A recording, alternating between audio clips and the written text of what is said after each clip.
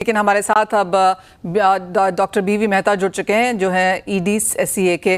Doctor Mehta नमस्कार। सबसे पहले मॉनसून पे एक चेक ले लेते हैं जो इस बार काफ़ी बेहतरीन रहा है। IMD के हिसाब से 107% ऑफ लॉन्ग पीरियड एवरेज हमने आता हुआ देखा है जो अबव नॉर्मल है।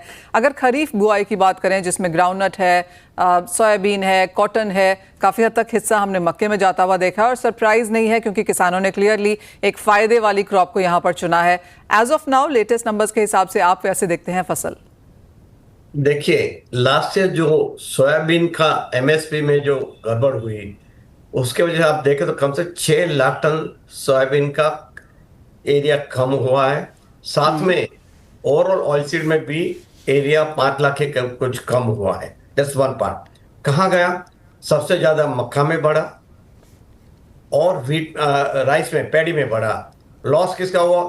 पल्सिस का, ऑयलसीड का और कॉटन का। तीनों का एक जगह आप देखें जो लेटेस्ट आया है तो तीनों डाउन है।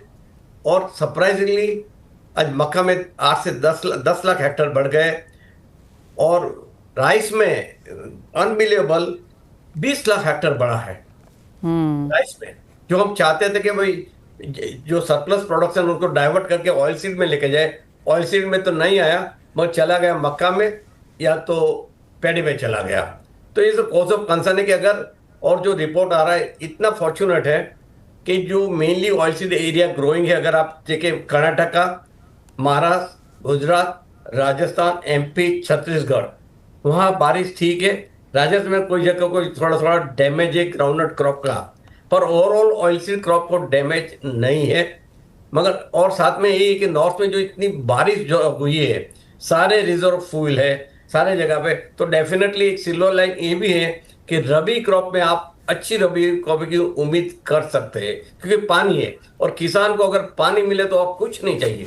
वो किसान बोलता है कि हमको पानी दीजिए।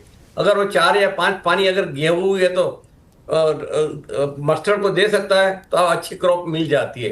तो देखते हैं अभी क्या हो रहा है। और एक ईल का जो रिपोर्ट आ रहा है कि सोयाबीन की ईल थोड़ी कम लग रही है लास्ट ईयर से।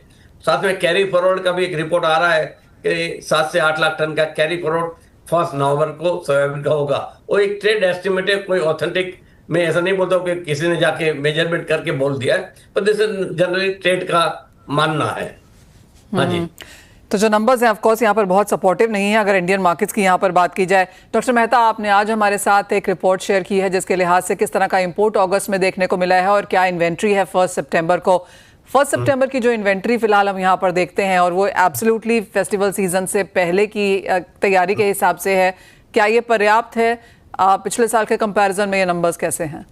देखिए, जहाँ तक सप्लाई चेन का सवाल है, कंफर्टेबल है। आप इंपोर्ट भी अगस्त लास्ट 3 महीने अगर इंपोर्ट देखें तो काफी 15 लाख से ऊपर ही रहा है और इन्वेंट्री भी अच्छी है। तो वो इश्यू नहीं है कि भाई फेस्टिवल में तेल की शॉर्टेज तो होने का सवाल नहीं है।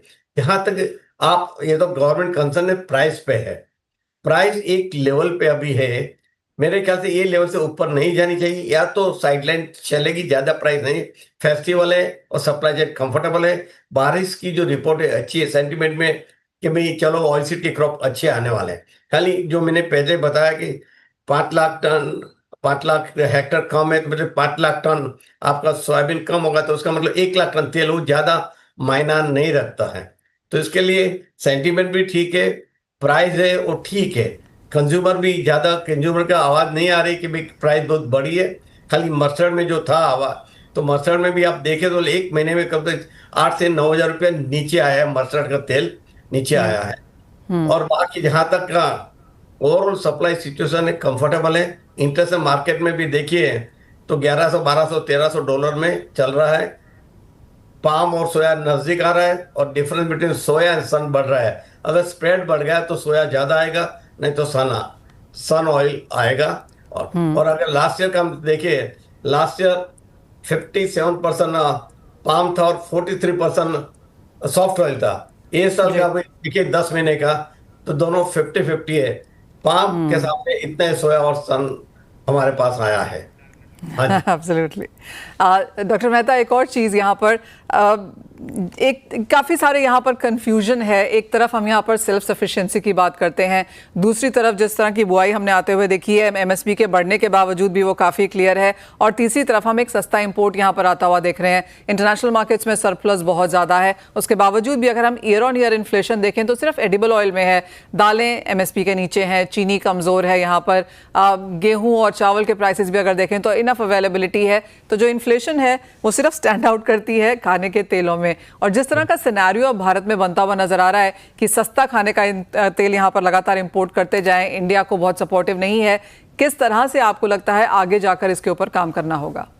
नहीं, देखिए, जहां तक कि सेल्फ सफिशिएंट की आप बात की, इसे लॉन्ग वाले 15-20 साल की बात है, ओवरनाइट कुछ भी नहीं हो सकता है। मगर अभी जैसा देख रहे हैं कि हर साल हमारी पर कैपिटा इनकम बढ़ रही है, पर कैपिटा कंजम्पशन बढ़ रहा है, कम से 700-800 ग्राम पर है। तो क्या हर साल हमको पर कैपिटा कंजम्पशन 3 से 4% बढ़ रहा है? इसका मतलब 1 मिलियन टन आपको तेल ज्यादा चाहिए हर साल, क्योंकि हम 15 मिलियन तो आबादी बढ़ा रहा है, वो सब मिला के। तो उसका मतलब 3 मिलियन टन का ऑयल सीड का प्रोडक्शन आपको बढ़ाना चाहिए, ताकि आपको 1 मिलियन टन तेल मिलता रहे। Then you will checkmate the current import level. अगर हम 3 मिलियन हमारा ऑयल सीड का प्रोडक्शन नहीं बढ़ाएंगे तो आपका इंपोर्ट बढ़ने की पूरी संभावना है। हम चाहते हैं कि जो national mission on edible oil जो लॉन्च हुआ है उसके मुताबिक जो प्रोजेक्शन है कि पाम का प्रोडक्शन बढ़ाएंगे, ऑयल सीड का कोई 16 बाई 2030 69 मिलियन टन का प्रोडक्शन दिखा रहा है, जो आज हमारे हिसाब से 34-35 है, गवर्नमेंट के हिसाब से 39-40 मिलियन है। वहां से वो 70 मिलियन तक लेके जाना चाहते हैं। अगर हम 70 नहीं भी, अगर 60-65 पे भी ले जा सकते तो अच्छा है। हमारा टारगेट ये होना चाहिए कि अगले 5 साल में हमारा इंपोर्ट जो 16 मिलियन है वो 12 मिलियन लाए, अगले 5 साल 12 से 8 पे लाए और 4 पे लाए। ये हो सकता है तो करना चाहिए, वो फोकस होना चाहिए। जहां तक कि प्राइस की बात है, price is depend on the international market.